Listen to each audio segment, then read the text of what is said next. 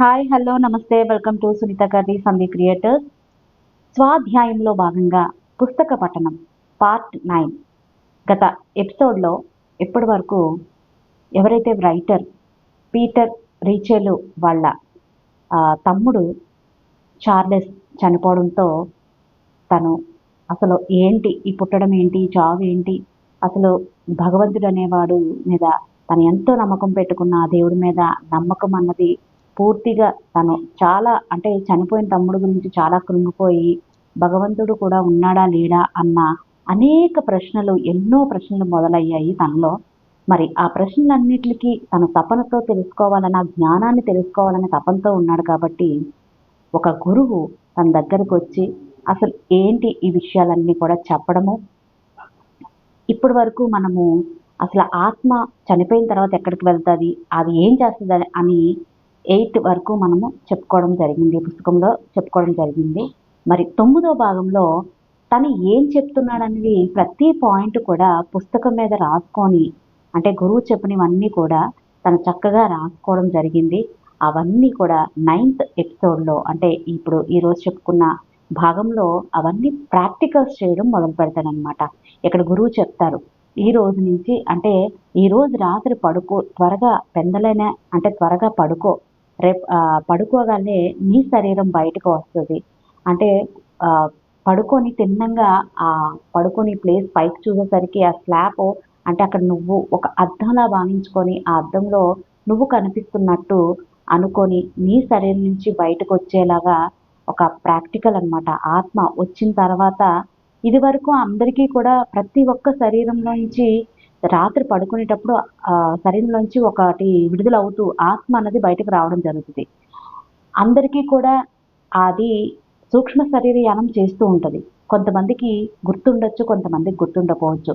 ఇందులో కూడా ఈ రైటర్ ఎవరైతే ఉన్నారో ఇది ప్రాక్టికల్స్ చేయడానికి నువ్వు ముందు రోజే అంటే పడుకుని ముందే త్వరగా భోంచేసి పడుకోమని చెప్పి, అదే మందు కానీ మాంసం కానీ ముట్టుకోకూడదు.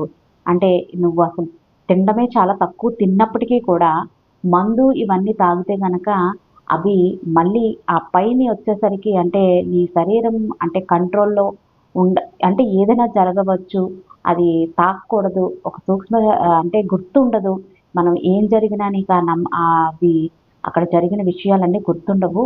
కాబట్టి మద్యపానం కానీ మాంసం కానీ ముట్టుకోకుండా కొంచెం పెందలనే పడుకొని నేను చెప్పినట్టు ఇవన్నీ నువ్వు చెయ్యు. చక్కగా నువ్వు బయటికి వచ్చేటట్టు నువ్వు ఒక ఊహా చిత్రాన్ని అంటే నువ్వు పడుకుని తిన్నంగా పైకి చూస్తూ ఒక అద్దాన్ని ఊహించుకొని ఆ అద్దంలో నీ ప్రతిబింబం కనిపిస్తున్నట్టు అలా ప్రశాంతంగా పడుకోమని చెప్పేసి చెప్తాడు. మరి అలా కొద్దిసేపటికి తన శరీరం అలాగే అనుకున్నట్లుగానే బయటికి తన సోల్ రావడము, ఆ ఉనికి తను ఫీల్ అవ్వడము ఇవన్నీ తను గమనిస్తారు. గమనించిన వెంటనే నెమ్మదిగా తనతో పాటు తన గురువు కూడా ఇద్దరు కలిపి సూక్ష్మ శరీర యానము చేస్తారనమాట. అక్కడ ఒక లోకంలోకి వెళ్ళేసరికి వెంటనే తను చనిపోయిన అంటే తను ఇలా కొత్తగా ఉంటుంది ఆ లోకము. ఆ లోకంలోకి వెళ్ళేసరికి ఒక చక్కటి నవ్వు, ఒక చిరునవ్వు వినిపిస్తుంది అనమాట. వినిపించగానే ఆ నవ్వు ఎవరిది అని చెప్పేసి తనకి గుర్తొస్తుంది. ఇది నవ్వు మా తమ్ముడిలా ఉంది అని చెప్పేసి తను చూసేసరికి ఇంకెవరు వాళ్ళ తమ్ముడు కనిపిస్తారనమాట. తను ఏ విధంగా తను చనిపోయే ముందు వరకు తన తమ్ముడు ఎలా ఉన్నాడో అదే రూపంలో తను కనిపించడం జరుగుతుంది. ఎందుకంటే గత 8 దీంట్లోని ఎవరైనా చనిపోతే ఏ దీంతో చనిపోతారో ఆ యొక్క రూపము ఇంక అలాగే ఉంటుందన్నమాట. సో అలా చూసి ఆశ్చర్యపోతాడు. సేమ్ ఇదేంటి నా తమ్ముడు ఇలాగే సేమ్ అలాగే ఉన్నాడు. అది యూనిఫామ్‌తోనే తను యూనిఫామ్‌తోనే లాస్ట్ చూపు అన్నది యూనిఫామ్‌తోనే కదా! తను ఆర్మీలో చేసేవారు. ఆ యూనిఫామ్‌తోనే కనిపించడం కనిపిస్తారనమాట. చనిపోయిన తమ్ముడు కనిపించగానే తనలోని ఎన్నో రకాల ప్రశ్నలు మొదలవుతాయి. తమ్ముడు ఎలా ఉన్నావు? ఎన్నో అంటే నార్మల్‌గా మనకి ఎప్పటినుంచో కనిపించలేని వ్యక్తి కనిపిస్తే ఎన్నో ప్రశ్నలు మొదలవుతాయి కదా! ఎలా ఉన్నావు? ఏం చేస్తున్నావు? ఇప్పటి వరకు ఏం చేసావు? ఇవన్నీ విషయాలు కూడా కనుక్కోవాలని ఎన్నో ప్రశ్నలు కురిపిస్తూ ఉంటాడు. అవన్నీ అయిన తర్వాత వాళ్ళ తమ్ముడు ఎవరైతే చార్లెస్ ఉన్నాడో తనంతా ఇక్కడంతా బానే ఉన్నాను ఇవన్నీ చెప్తారనమాట. చెప్పిన తర్వాత మరి అక్కడ హాస్టల్ ప్రపంచం అంతా మనం ఎలా అయితే ఊహించుకుంటామో అలాగే ఉంటది. తన తమ్ముడు ఎలా అయితే తను చూసినప్పుడు ఉన్నాడో, తను ఏ యూనిఫామ్‌తో ఉంటాడని తను ఊహించుకున్నట్లే, తనకు తెలియకపోయినా తను అనుకున్నట్లే అక్కడ వాళ్ళ తమ్ముడు ఉండడం జరుగుతదనమాట. మరి ఇప్పుడు నేనేం చేయాలనుకుంటున్నానో అడిగారు భారతీయ నేస్తం. హాస్టల్ డిన్నర్‌తో మొదలు పెడదామని చార్లీస్ అన్నాడనమాట. ఇంక అక్కడికొచ్చిన తర్వాత వీళ్ళు ముగ్గురు ఇంక డిస్కషన్ చేసుకుంటున్నారు. డిస్కషన్ చేసుకొని మరి గురువు కూడా భారతీయ గురువు కూడా వాళ్ళతోనే ఉన్నారు. మరి ముగ్గురు కూడా ఒక చక్కటి డిన్నర్‌కి వెళ్దామని చెప్పేసి ప్లాన్ చేస్తున్నారనమాట. ఇంగ్లాండ్‌లో వాళ్ళిద్దరూ కలిసున్నప్పుడు ఎంతో ఇష్టంగా వాళ్ళు ఒక ఆహ్, ట్రొకాడో ట్రొకాడరో గ్రిల్‌కి వెళ్దామా అని అడిగారనమాట. అలా చే చేస్తాడో చూద్దామని సరే అన్నాను. ఎలా చేస్తాడో చూద్దామని సరే అన్నాను. కానీ చార్లీస్‌ని సజీవంగా ప్రాణాలతో చూస్తున్నాను కాబట్టి నాకేది అసాధ్యం అనిపించలేదు. పద పోదాం అయితే అన్నాడు చార్లీస్. అంటూ గదిలో నుంచి బయటికి నడిచాడు. అంటే మనం నార్మల్‌గా ఇక్కడ హాస్టల్ వరల్డ్‌లో ఏంటంటే తలుపులు తీసే పనుండదు, మెట్లు దిగే పనుండదు. చక్కగా శరీరము తలుపుల్లోంచి, గోడల్లోంచి కూడా వెళ్ళిపోతూ ఉంటదనమాట. అది తెలియని పీటర్ గారు వాళ్ళ తమ్ముడు చక్కగా తలుపులోంచి వెళ్ళిపోతున్నాడు. తిని తలుపు తీసుకుంటే అదంతా అవసరం లేదు. ఇక్కడ ఈ ఈ ప్రపంచంలో నీకు నెమ్మదిగా అలవాటయిపోతది. పద అని చెప్పేసి తను తీసుకెళ్తాడు. మెట్ల మించి దిగుతుంటే మెట్లు ఉన్నాయి. మరి ఈ రైటర్ ఎవరైతే ఉన్నారో అతను దిగుతుంటే దిగవసరం లేదు. తన తమ్ముడిని చూడగానే కొంచెం హైట్‌లో ఉన్నారనమాట. ఇలా అన్నీ తెలుసుకొని నెమ్మదిగా వాళ్ళు ఏదైతే హోటల్ దగ్గరికి వెళ్దాం అనుకున్నారు కదా! ఆ హోటల్ మీదకి అలా ప్రయాణం చేస్తూ ఉన్నారనమాట. అదే ఇదంతా గాల్లోనే వాళ్ళు వెళ్తున్నారు. సో, మరి ఆ మెట్ల మీద అలా చాలా స్పీడ్‌గానే కదిలాము. నేను చార్లెస్‌ని అంటిపెట్టుకొని ఉన్నాను. నాకు మరోవైపు నా భారతీయ నేస్తం ఉన్నారు. ఇంగ్లాండ్‌కు దారి ఎలా తెలుస్తుందని చార్లెస్‌ని అడిగాను. దానికి వారు సమాధానంగా "నీ మార్గాన్ని వెతుక్కోవడమే త్వరగా నీకే అలవాటయిపోతుంది" అన్నాడు. మేము ఓడరేవు దాటాము. సముద్రానికి 10 గజాల ఎత్తులో కదులుతున్నాం. చుట్టూ చూశాను. కొలంబో దీపాలు దూరాన మినుకుమంటూ కాంతి తగ్గుతున్నాయి. కాసేపు దేన్నీ దాటుకొని వెళ్తున్నట్లుగా అనిపించలేదు. ఏ స్థలాలు దాటుకొని వెళ్ళామో చెప్పడం కష్టం. ఎందుకంటే అవి అలా దిగంత రేఖ దగ్గరగా కనబడుతూ ఉండగానే వాటిని దాటేస్తూ పోతున్నాం. ఆశ్చర్యకరమైన అంత వేగంగా పోతున్న వేగమే తెలియటం లేదు. ఎందుకంటే భౌతిక లోకంలో ఇంతింత వేగంతో వెళ్ళేటప్పుడు గాలి ఒసురుగా పోతున్నట్లు తెలుస్తుంది. కానీ ఇక్కడ అలాంటిదేమీ తెలియలేదు. అందుకు కారణం తర్వాత అర్థమైంది నాకు. హాస్టల్ పదార్థం ఎంత సున్నితమైందంటే అది గాలిలో నుంచి కూడా చొచ్చుకుపోగలదు. మనకు భౌతికంగా తెలిసిన వేగం కంటే ఎంతో ఎక్కువ వేగంతో వెళ్ళగలదు. ఎంత వేగంతో వెళ్ళినా తేడా తెలీదు. ఇదంతా వర్ణించడానికి ఎంతసేపు పట్టిందో అంతసేపటి లోపలే మేము దిగాం. పాత ఇంగ్లాండ్ బస్తీకి చేరుకున్నాం అని చార్లెస్ అన్నాడు. సముద్రం మీదనో, నేల మీదనో ప్రయాణం చేసేటప్పుడు మలుపులు తిరగడం అవసరమవుతుంది. కానీ హాస్టల్ ప్రయాణంలో అటువంటి అవసరాలే లేవు. కనుక మేము బయలుదేరిన చోట నుంచి నేరుగా గీత గీసినట్లు ఇక్కడికి వచ్చి చేరాం. మేము ఇంగ్లాండ్ చేరగానే గుర్తుపట్టాను. డోవర్ రాగానే వేగం తగ్గించాం. మేమంతా హాయిగా కదులుతున్నామో అర్థమై అబ్బురిపోయాను. మాము మామూలు మాటల్లో వర్ణించడం చాలా కష్టం. కానీ అది ఎలా ఉంటుందో మీరు ఒక్కసారి ఊహించగలిగితే నువ్వు కోరుకున్నంత వేగంతో ప్రయాణం చేయగలవు అని తెలుసుకుంటే కేవలం ఆలోచన మాత్రంగానే నువ్వు అలా చేయగలవని తెలుసుకుంటే మీకు ఆ ప్రక్రియ గురించి ఒక భావం ఏర్పడుతుంది. ఒక విధమైన ఉపాయం ఏర్పడుతుంది. నేల దగ్గర పడే కొద్దీ మేము మరింత పైకి వెళ్ళాం. ఇప్పుడు లండన్ నగరంలో ఎత్తైన భవనాల కన్నా కొన్ని గజాల ఎత్తులో తేలుతున్నాం. రాత్రి 10 గంటలు దాటగానే శ్రీలంక వదిలి వచ్చాం. అప్పటికి ఇంగ్లాండ్‌లో సమయం సాయంత్రం 5:30. హైడ్ పార్క్ దగ్గరికి రాగానే బాగా క్రిందకి దిగేశాం. ఇంకా ఎక్కడా దీపాలు వెలగటం లేదు కాబట్టి అది ఇంకా పట్టపగలే అన్నది అర్థమవుతుంది నాకు. కానీ హాస్టల్ ప్రపంచపు వెలుతురు అక్కడ చీకటి పడిపోయిన తూర్పు దేశంలో ఎలా ఉందో ఇక్కడ అలాగే ఉంది. అదే అన్నమాట. అప్పుడు చెప్పారు నాకు హాస్టల్ శరీరానికి విశ్రాంతే అవసరం లేదని. అందుకే హాస్టల్ స్థాయిలో రేయింబవలనేవి ఉండవని. రెండు ప్రపంచాల మధ్య తేడాల్లోని ఆసక్తికరమైన విషయాల్లో నా మనస్సును ఆకట్టుకున్నది ఇది. ఆక్స్ఫర్డ్ రెజెంట్ వీధుల వెంట నడుద్దామా అన్నాడు చార్లెస్. హాస్టల్ శరీరంలో నడవటం ఎలా ఉంటుందో తెలుసుకుంటానని వాడి ఉద్దేశం. ప్రపంచ యుద్ధానికి ముందు అంటే 1939 నుంచి నేను అక్కడికి వెళ్ళలేదు. ఇంతకాలం తర్వాత అక్కడికి నడుస్తుంటే ఎలాగో ఉంది. ఆక్స్ఫర్డ్ వీధిలో జనం కిటకిటలాడుతున్నారు. ఈ సాయం సమయంలో అది మామూలే అక్కడ. పేమెంట్ల మీద జనం చాలా ఎక్కువగా ఉన్నా మాకేమీ తేడా అనిపించలేదు. వాళ్ళు భౌతిక శరీరాల్లో నుంచి మేము నడిచి వెళ్ళిపోతున్నాం. అంటే వాళ్ళందరూ మనుషులు అక్కడ ఉన్నా కూడా వీళ్ళ చూడకుండా వాళ్ళ శరీరాల్లో నుంచే తోసుకొని వెళ్ళిపోతున్నారనమాట. వాళ్ళు మాకు ఎదురొస్తున్నారు. మేము వాళ్ళలో నుంచి నడుచుకుంటూ వెళ్ళిపోతున్నాం. అయితే వాళ్ళ నుంచి నడిచి వెళ్తున్న స్పృహ మాకు లేదు అని చెప్పడం కరెక్ట్ కాదు. అలా వెళ్తున్నప్పుడు చిన్న పొగమంచు మబ్బులో నుంచి వెళ్తున్నట్లు అనిపిస్తోంది. ఒక్క క్షణం అది మమ్మల్ని చుట్టేసినట్లు, మరుక్షణంలో మేము దాన్ని దాటిపోయాక ఆ ఆవరించిన మబ్బు వీడుతున్నట్లు ఉంది. ఆ మంచు మబ్బు మాకు ఎక్కడా ఆటంకం కాలేదు, కానీ దాని స్పర్శ మాకు తెలుస్తుంది. అలాగే సూక్ష్మ శరీరాల్లో తిరుగుతున్న ఇతరులు తగిలినప్పుడు ఇంకొంచెం ఎక్కువగా వాళ్ళ స్పర్శ మాకు తెలుస్తుంది. మమ్మల్ని ఆటంకపరచడం లేదనుకోండి. భౌతిక ప్రపంచంలో నా అనుభవం ఏమిటంటే, మనిషికి ఒళ్ళు గగ్గురు పొడిచే తన సమాధి మీద నడుస్తున్నట్లుగా అనిపిస్తుందట. నవ్వటం నా అనుభవం. అలా ఎందుకు అనిపిస్తుందో నాకు ఇప్పుడు అర్థమయ్యింది.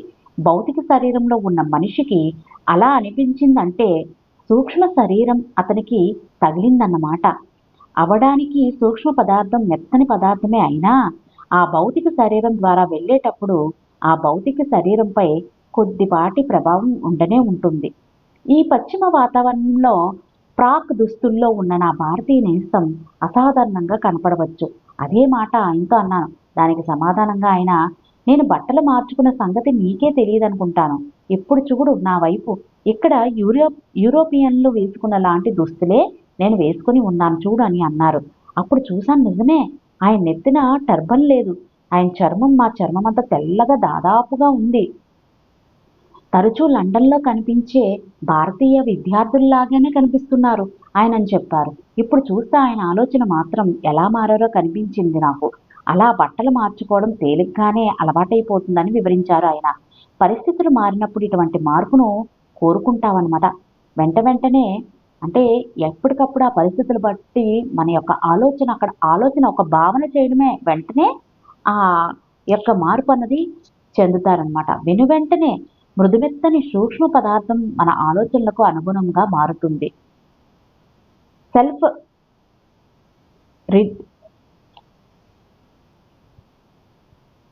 రిడ్జెస్ పక్కగా వెళ్తున్నాం. లోపలికి వెళ్ళాలని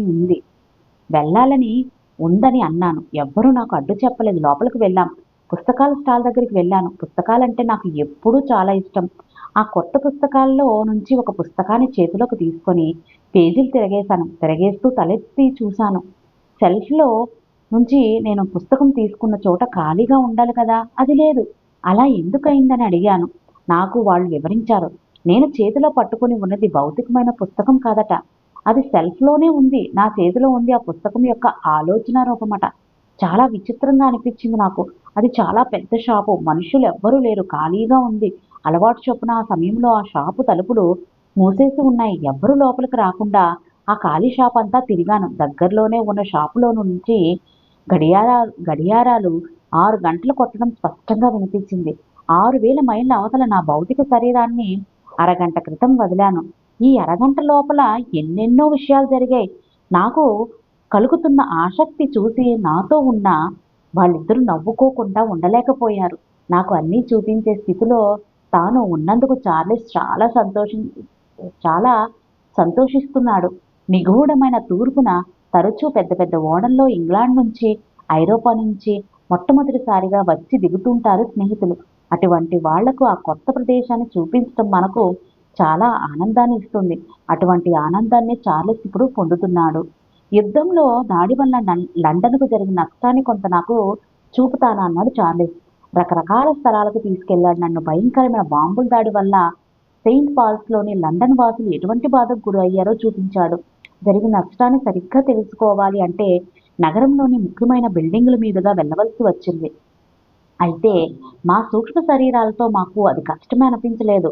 మేము ఒక వీధి గుండా నడుస్తుండగా చార్లెస్ దా దా అంటూ పైకి లేచి ట్రాఫిక్ పైన ఎత్తులో తిరుగుతున్నాడు. వాడిలానే నేను తేలిగ్గా లేవగలిగాను. మనసులోనే అనుకున్నానంతే, లేచేశాను. లేచి ఆ హెవీ ట్రాఫిక్ పైన చార్లెస్ పక్కన గాలిలో తేలుతున్నాడు. వార్క్విక్ వార్ వార్క్విక్ షైర్ లోని మా పాత ఇంటిని ఒక్కసారి చూద్దాం అన్నాడు చార్లెస్. నేను ఆ ఇంటిని చూసి చాలా సంవత్సరాలైంది. కేవలం కొన్ని క్షణాల్లోనే వాడు నన్ను ఆ ఇంటి దగ్గరికి తీసుకువెళ్ళాడు. అంత తేలిగ్గా ఎలా చేరుకోగలిగావు అని అడిగాను. ఎందుకంటే సూక్ష్మతలంలో వాడు ఉన్నది చాలా తక్కువ కాలమే కదా. అప్పుడు అప్పుడు వాడు చెప్తున్నాడు, పైలోకంలో చాలా మంది స్నేహితులయ్యారట వాడికి. వాళ్ళు వివిధ పరిస్థితుల గురించి వాడికి సంతోషంగా తెలియచెప్తున్నారట. అంతేకాదు, వాడు రాయల్ ఎయిర్ ఫోర్స్లో పైలట్ ట్రైనింగ్ పొందాడు కదా. దానివల్ల ఒక స్థలానికి మలుపులు తిరగకుండా నేరుగా గీత గీసినట్లు ఎలా వెళ్ళాలో వాడికి బాగా అలవాటైపోయింది. వార్విక్ షైర్ వార్విక్ షైర్ పల్లె ప్రాంతంలో ఏవోన్ నది వంకలు తిరుగుతూ పోతూ ఉంటే చాలా బాగా ఉంటుందనిపించింది. ఒకప్పుడు మా ఇల్లు ఉన్న స్థలంలో క్రిందికి నేల మీదకి దిగాం. వాళ్ళు ఉన్న ఇంటికి దిగారంట. అక్కడ చుట్టుపక్కలంతా నది వంకలు తిరిగి ఉంటుందని చెప్తున్నారు. చుట్టుపక్కల అనుకుని ఎన్నో ఇల్లులు వెలిసిన ఆ పాత స్థలం నాకు ఇంకా బాగా గుర్తుంది. ఆ ఇల్లు ఎలాంటి మార్పు లేకుండా అలాగే ఉంది. ఇంటికి ముందు వెనుక ఉన్న లాన్లు కూడా అలాగే ఉన్నాయి, మారలేదు. ఆ లాన్లో చిన్నప్పుడు నేను చార్లెస్ ఆడుకునేవాళ్ళం. ఇప్పుడు అక్కడ ఎవరు ఉంటున్నారో మరి. నేనేమో తూర్పు దేశంలో స్థిరపడిపోయాను. మా నాన్నగారు చనిపోయాక ఆ ఇంటిని నడపడానికి తగినంత డబ్బు మా అమ్మ దగ్గర లేకపోయింది. అందుకనే అమ్మివేశాం. లోపలికి వెళ్ళాను. ఇప్పటికి నాకు బాగా అర్థమైపోయింది, మూసిన తలుపులు నన్ను ఆపలేవని. ఆ గదిలో అపరిచితులు ఉన్నారు. ఒకప్పుడు ఆ గదులు మాకు ఎంతో ఇష్టం. వాళ్ళని చూస్తుంటే వాళ్ళు చొరబాటుదారుల్లాగా కనపడ్డారు నాకు.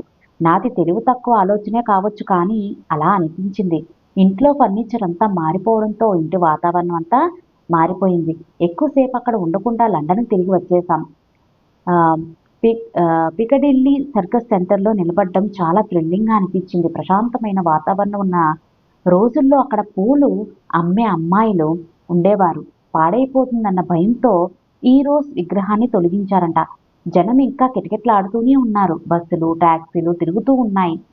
ఆ ఉన్న తేడా దేనిలోనంటే యూనిఫామ్ వేసుకున్న స్త్రీ పురుషుల సంఖ్యలో ఉంది. మామూలు దుస్తుల్లో ఉన్న వాళ్ళ సంఖ్య యూనిఫామ్ వేసుకున్న వాళ్ళ సంఖ్య కంటే ఎక్కువగా ఉంది. అప్పుడు గుర్తొచ్చింది నాకు, ఇంగ్లాండ్ ప్రస్తుతం యుద్ధంలో పాల్గొంటున్న దేశం. అంతేకాదు, ఇంగ్లాండ్లో ఉన్న ఆరోగ్యవంతులు స్త్రీలు కానీ పురుషులు కానీ తమ మృతదేహాన్ని కాపాడుకోవటంలో తమ వంతు పాత్ర చక్కగా పోషిస్తారు. 7 గంటల ప్రాంతంలో చార్లెస్ అన్నాడు. ట్రొకాడెరో గ్రిల్లో భోజనం చేద్దామని. సరేనని లోపలికి వెళ్ళాం. చాలా టేబుల్ దగ్గర మనుషులు కూర్చుని ఉన్నారు. నా భారతీయ నేస్తం నన్ను చార్లెస్ దగ్గరికి వదిలేసి, మీరు చేసి రండి, నాకు చిన్న పని ఉంది, నేను చూసుకొని వస్తాను అనగానే నాకు చార్లెస్ మీద చాలా నమ్మకం. అంటే ఇక్కడ తనకు అన్నీ తెలుసని గురువుగారు తనకు అప్పచెప్పి మరి కొద్దిసేపు పని ఉందని చెప్పేసి బయటికి వెళ్ళారు. భౌతిక తలంలో నిజంగా ఉండే భోజనశాలని ఊహతో సృష్టించుకొని సూక్ష్మ తలంలో భోజనం లేదా డ్రింక్ తీసుకునేటప్పుడు తెలుసుకోవలసిన ముఖ్యమైన విషయాన్ని చార్లెస్ చెప్పాడు. మనం హాస్టల్ స్థాయిలో ఉండి భౌతిక స్థాయిలో ఉన్న టేబుల్ దగ్గరికి కూర్చోవాలనుకోవటం ఎప్పుడూ తెలివి తక్కువ తనమట. ఎందుకంటే మనం అవతలి వాళ్లకు కనపడం కాబట్టి టేబుల్ దగ్గర ఖాళీగా ఉందనుకొని ఎవరైనా వచ్చి కూర్చుంటారట. అప్పుడు మనకు కొంచెం ఇబ్బందిగా ఉంటుందట. వాళ్ళు వచ్చి కూర్చున్నప్పుడు మనం ఆ కుర్చీలో కూర్చొని ఉన్నామన్న సంగతి వాళ్ళకి తెలియదు. రోడ్డు మీద నడుస్తున్నప్పుడు వాళ్ళ గుండా వెళ్ళిపోతాం కదా, అలాగన్నమాట. అప్పుడు తెలియనట్లే ఇప్పుడు వాళ్లకు తెలియదు. నువ్వు హాస్టల్ శరీరంతో కూర్చొని ఉన్న కుర్చీలో భౌతిక శరీరంతో ఎవరైనా వచ్చి కూర్చుంటే నీకేదైనా అనిపిస్తుంది అనుకుంటావు సహజంగానే. ప్రత్యేకంగా ఇబ్బందికరమైన ఫీలింగే ఇది అనిపించవచ్చు కానీ సుఖంగా అయితే అనిపించదు. కాబట్టి ఆ ఇబ్బంది లేకుండా ఉండాలి అంటే ఏ టేబులు లేని చోట మన కోసం మనం ఒక హాస్టల్ టేబుల్ని సృష్టించుకోవాలి ఆలోచనతో. వెంటనే అక్కడ ఒక టేబుల్ని సృష్టించి నన్ను కూర్చోమన్నాడు చార్లెస్.